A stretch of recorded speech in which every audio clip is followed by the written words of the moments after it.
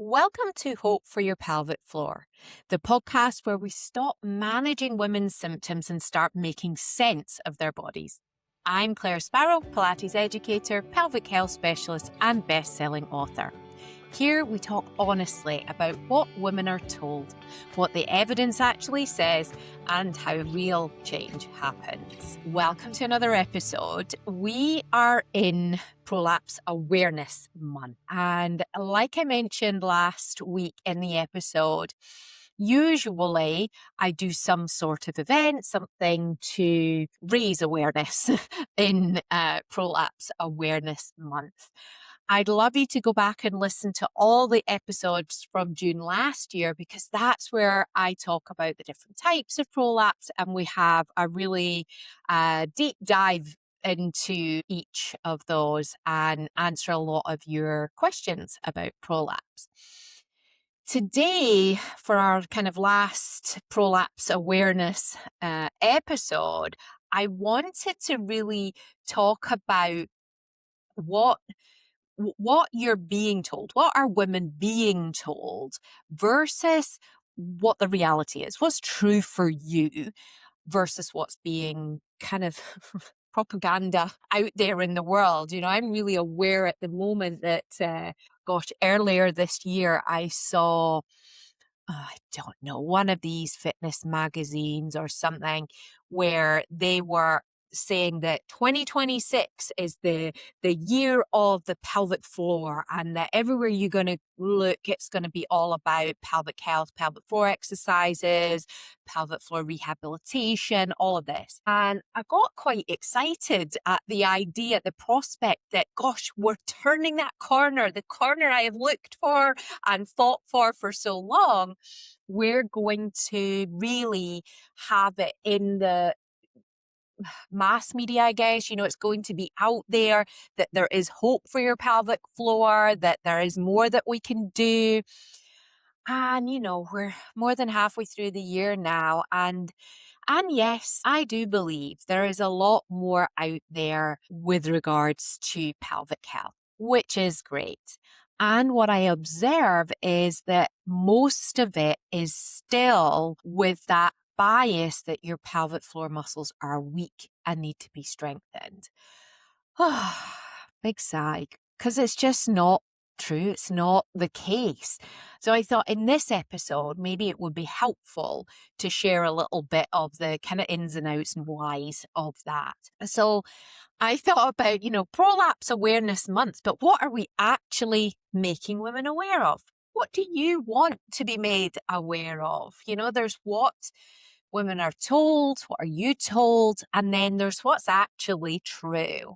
And the distance between those two things, oh, it's doing so much harm. And it's a long-term project, I guess. For me, I think I'm always going to be saying this, because every time I speak into a group of women, whether it's a women's institute or whether it's at a conference where I'm teaching Pilates teachers, the bias still prevails. The question of, should I still do Kegels? Even although we've talked about what makes most sense, we still find it so difficult because it's so dominant out there that that's the thing we can do.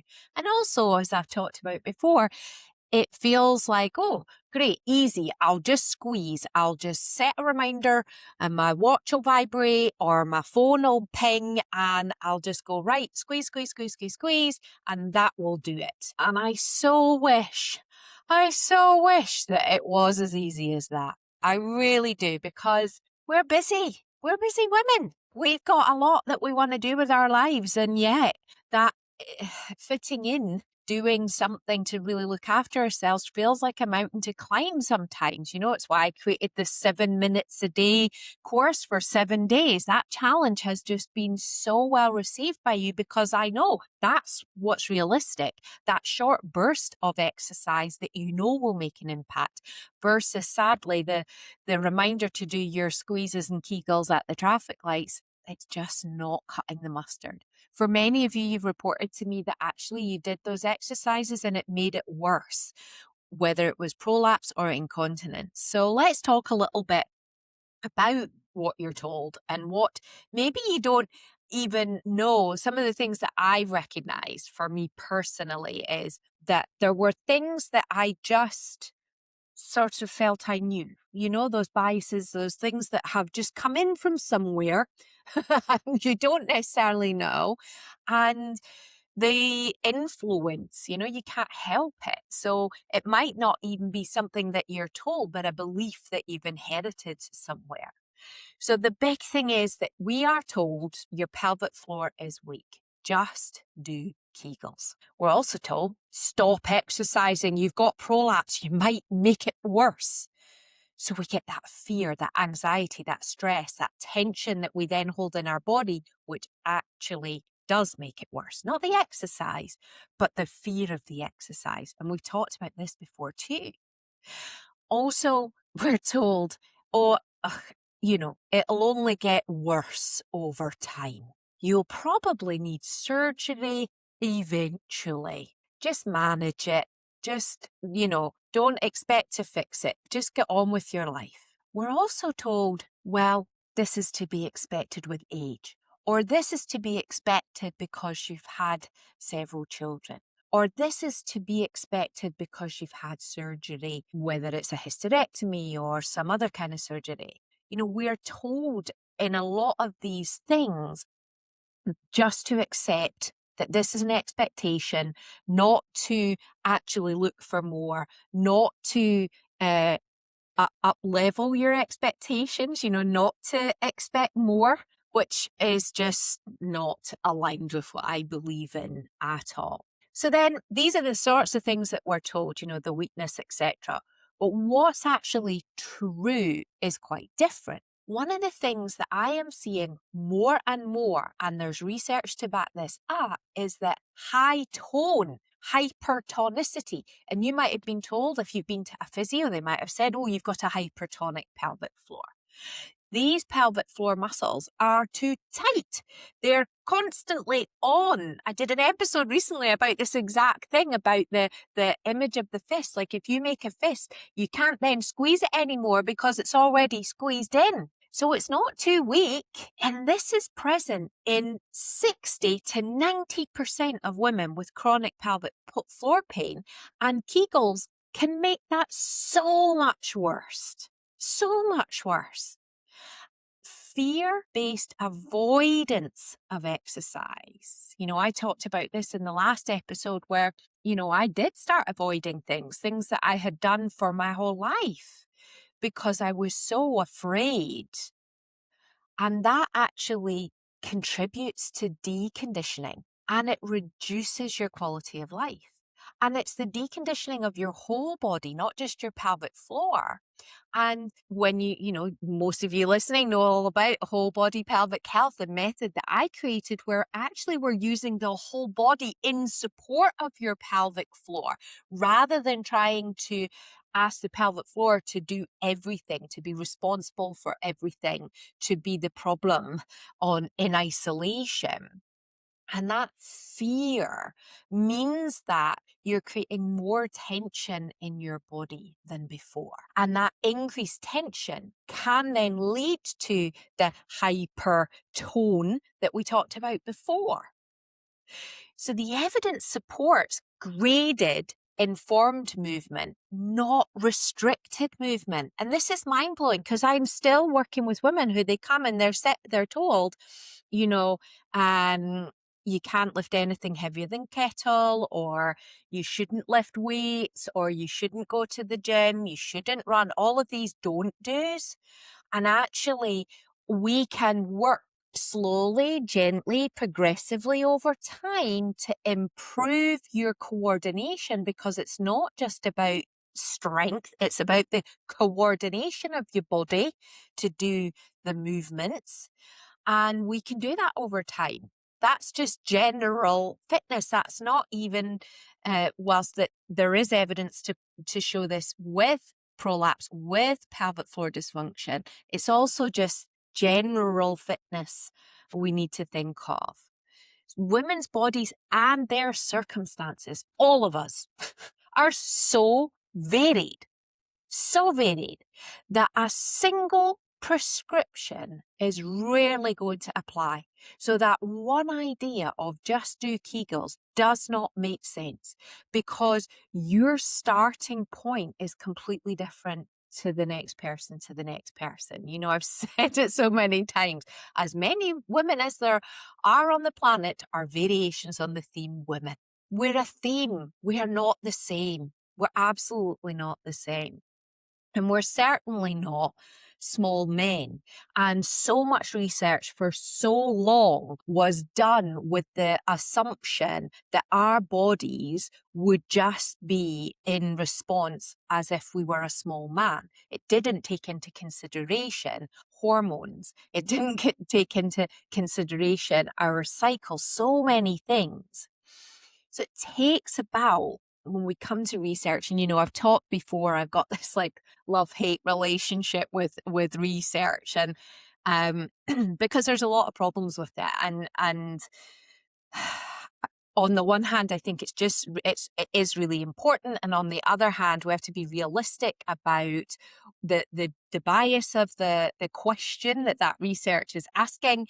And also the one of the big things is the length of time it takes for research to get to clinical practice, to actually the women who need it getting it. And it takes an average of 17 years for research to get from like, yep, this is the result, to into the Pilates studio or into the physiotherapy clinic or the hospital or whatever. And only 14% of findings make it through at all. So there's so much research out there, but such a small percentage is actually coming through to being used, to being applied, if you like.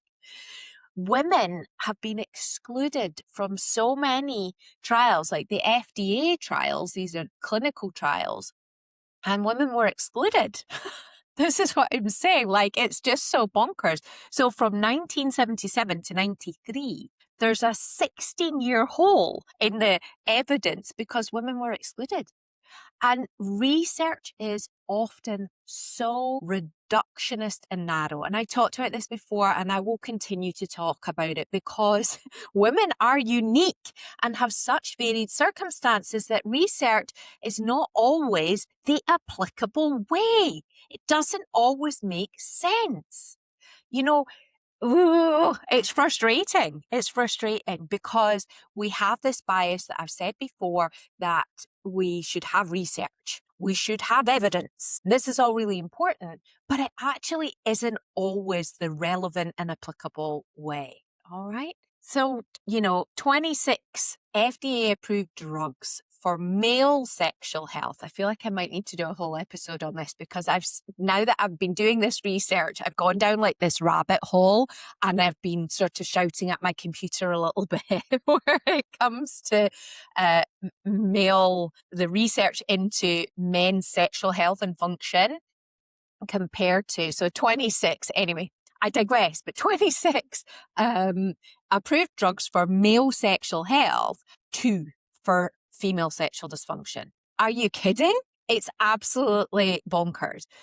Premenstrual conditions affect 90% of women and receive 1/5 of the research funding of the erectile dysfunction, which affects only 19% of men. So men that can't get an erection are getting all the research, all the drugs, all the help, and we're getting this tiny amount. It's bonkers. And there's more of us. Yeah, I think I will do another episode on that. Anyway, I think it's important to keep highlighting that research problem that we have and what we're being told. I really believe that there are so many women that need help now, that deserve help now, that by the time research filters through, narrows down into clinical settings, Pilates studios, physiotherapists, whatever, women have been then waiting for decades. The women sitting in front of us right now can't wait 17 years. You can't wait 17 years, which is why with whole body pelvic health, I always present to you the information and allow you to choose what makes sense, what makes you feel empowered to move forward and take control and take matters into your own hands so that you don't have to wait. What makes sense now? And this is where the sort of clinical expertise, the years of experience, and also my lived experience and the lived experience of the thousands of women that I've worked with, that whole body lens, that's why it all matters so much. Not as a replacement necessarily for research, but as a bridge, as a frontline resource. Whole body pelvic health, that perspective, that lens, it's really the mentors that I've trained over several years now. We've got teachers that I've trained all over the world, Australia, New Zealand, America, everywhere in the UK. And they have always said to me, this is a lens that I now use to teach everyone. They see women, they see people differently. So that whole body pelvic health perspective and lens versus the traditional view where it's isolated problem, isolated solution, strengthen the weak part. Whereas the whole body view is it's the pelvic floor as, the pelvic floor doesn't live in isolation. The pelvic floor is connected to breath, posture, movement, nervous system, life circumstances, identity, life experiences. And women are not this collection of parts to be fixed. They are whole. We are whole. You are whole. We were whole from the beginning. And we are constantly healing, constantly developing, constantly oscillating and finding a pathway forwards for good function. And the whole body lends itself to that, to us, to just how we function. So, we do just need to be aware. And what does that look like? Prolapse Awareness Month. What should Prolapse Awareness Month look like? I find that just such an interesting question because every year I always feel a bit out of sorts by it because, it makes it feel like a celebration. But really, it's not a celebration. It's about education. Not just knowing that prolapse exists, like, woohoo, prolapse over here, it's Prolapse Awareness Month. It's not just that it exists. It's knowing that you have options, that there are lots of ways that we can support you with pelvic organ prolapse. Knowing the advice that you were given may not be the full story. It might be a bit incomplete or even just out of date or perhaps even wrong for you. Knowing there is a different way. That's what awareness really means. Knowing that there is a different way and you don't have to wait for the research to catch up to access it. You can get to the results that you're looking for right now, today. So that has really been what I considered as prolapse awareness. What are we being aware of? I hope that you found that information useful, maybe eye-opening. Perhaps you might want to message me, let me know if there's any elements that I've talked about that you'd like me to expand on further. I'm always happy to do that. I want to be here in service of what you need to hear each week, so please let me know.